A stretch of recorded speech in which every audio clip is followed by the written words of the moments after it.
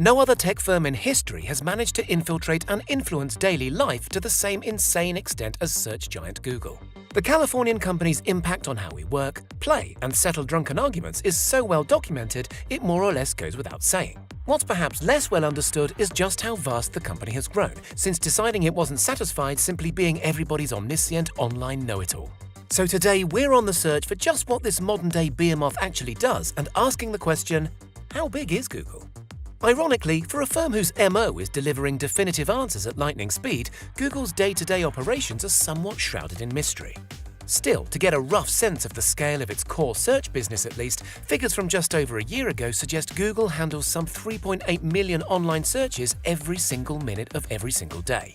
That works out, in case you were wondering, at 228 million searches per hour, 5.6 billion searches a day, or around 2 trillion searches every year. Not that all of these are meaningful or worthwhile queries, not that we're judging. Still, it's amusing to note that around 12% of searches in the US are some variation on the end user Googling the word Google. The colossal quantity of traffic Google oversees obviously translates into revenue, and plenty of it. Which is why last year, Google became only the third tech firm in history to report a market cap of more than $1 trillion. For a sense of just how much money Google earns, it's worth noting that in the middle of last year, with the COVID-19 pandemic running roughshod across the fragile world economy, the company reported quarterly revenues of $46.2 billion, a 14% increase year on year. But wait a minute, you'd be forgiven for thinking. Google is free to use, right?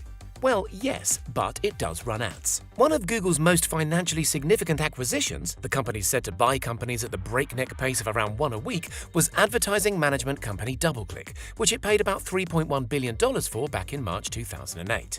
DoubleClick was founded in 1996, 2 years before Google, and was an early darling of the so-called .com era.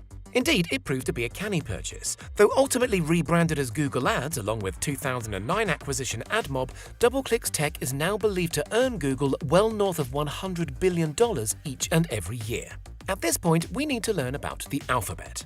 As part of a major root and branch restructuring the company undertook in 2015, Google executives created Alphabet as a giant multinational conglomerate, an umbrella company if you will, of which the Google search business is a mere subsidiary. This was partly to quell unease among stockholders who were cocking an eyebrow at how large and ungainly Google's extracurricular businesses were getting. More on those in a moment. But the creation of Alphabet was also intended to rationalize the corporate lines of reporting, such that queries around search, so to speak, could be directed to a new Google CEO and not clutter up the desks of visionary founders Larry Page and Sergey Brin. So what else has Google been up to? It might be easier asking what they haven't been up to. In November 2005, Google forked out the seemingly bonkers sum of $1.65 billion for YouTube, a niche video sharing site put together by a trio of ex-PayPal employees who thought users would use it to share wedding videos. That hustle is going pretty well, since you ask, netting Google comfortably north of $15 billion a year and still growing furiously despite, or maybe because of, the pandemic. Google snapped up another bargain in 2005 thanks to its $50 million purchase of Android. The commercial picture here isn't as straightforward as Android's open source nature might lead you to believe. Still, estimates suggest some 85% of the global smartphone market runs on Android, which gives Google and parent company Alphabet a fair bit of clout. To understand how that clout actually works, it's worth remembering the oft-repeated maxim that data is the oil of the 21st century. Google's ability to make money hinges on its data collection operation. In the most straightforward case, if you Googled curly-toed slippers, Google knows you're in the market for novelty footwear and can make money selling that knowledge onto manufacturers and vendors who specialize in pointy-toed slippers. Much of Google and Alphabet's growth involves harvesting user data in more subtle ways than that. For instance, Gmail, the company's wildly popular free email service, currently has some 1.5 billion users. If Google, using its sophisticated suite of algorithms, suspects one of those users might be in the market for some sweet new curly-toed slippers, it can take steps to advertise accordingly. And remember, Google customers don't just use Gmail to communicate. There's Google Duo, the video calling service, Google Meet, Google Chat, Google Podcasts, Blogger, and of course YouTube.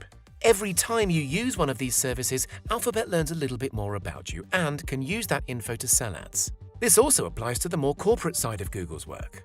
For instance, there's Google Docs, Google Sheets, and Google Slides. Handy online alternatives to Microsoft Office for sure, but it's worth restating the fact that nothing on the internet is ever truly free. Oh, and don't forget note-taking app Google Keep or interactive online whiteboard service Google Jamboard. In 2020, Google acquired a company called Looker, which seeks to help businesses extract and analyze data at scale, crucially using natural language instead of arcane coding mumbo-jumbo. Thus, Alphabet's winning combo of cutting-edge analytics and its vast trove of everybody's data makes the $2.6 billion purchase of Looker look like a very smart investment indeed. One very obviously lucrative arm of Google's empire is Google Play, its in-house app store. Last year, it enjoyed revenues of a reported $38.6 billion, of which some 30% is creamed off by Alphabet in fees. Another perhaps easier to overlook side of the Google business is Chrome, the company's popular web browser. It's estimated that almost 65% of the global browser market is occupied by Chrome. Google Chrome was downloaded 5 billion times in 2019 alone. Not bad when you consider it didn't even exist till 2008. There's Chromebook laptops, which shipped over 9 million units in the third quarter of 2020. And don't forget Chromecast, the in-home big-screen broadcast dongle used by tens of millions around the world. Alphabet isn't shy about infiltrating your house, it seems. In 2014, the group paid a whopping $3.2 billion for smart home company Nest. Nest was founded in 2010 by two Apple alumni, whose initial modest aim was turning the humble thermostat in your hallway into a sensor-driven, Wi-Fi-enabled node on the Internet of Things. Since this acquisition, the sprawling Google Nest division of the company has expanded to offer smart alarm systems, security cameras, home assistant devices, and even wireless routers. Let's not forget Alphabet's vast stake in the online mapping business. There's obviously Google Maps, Google Earth, and Google Street View. Chances are your house and all your previous homes are on there. Not everybody knows that Google Maps' rival Waze is also owned by Google, purchased 2013 from an Israeli startup for a cool $966 million. They're also building cars, by the way. Waymo, the firm's self-driving car subsidiary, is currently offering an autonomous rideshare service in Phoenix, Arizona, and looks set to be rolled out further just as soon as it's deemed safe by regulators. Alphabet even has its tentacles in the healthcare business, with two noteworthy sub-brands operating in the well-being sphere. One, Verily, aims to use big data to influence and assist clinical research, and until recently was developing a smart contact lens designed to monitor the wearer's glucose levels. Another Alphabet healthcare brand is Calico, which was launched in 2013 and seeks to research, understand, and ultimately combat the very aging process itself, to cure death, as one observer puts it. If you think that sounds far-fetched, wait until you hear about Loom, the Alphabet subsidiary dedicated to providing Wi-Fi to hard-to-reach areas of South America and Africa using hot air balloons. Or what about Wing, an Alphabet-owned drone delivery service that's already proven itself operationally on 3 continents? That's before we get into Google's 2014 acquisition of UK AI startup DeepMind, which offers the firm a commanding lead in the development of working artificial intelligence systems. Did we mention Google's financing arm? Capital G currently has some $3 billion under management and is a key investor in big-name brands like Lyft, Airbnb, and Duolingo.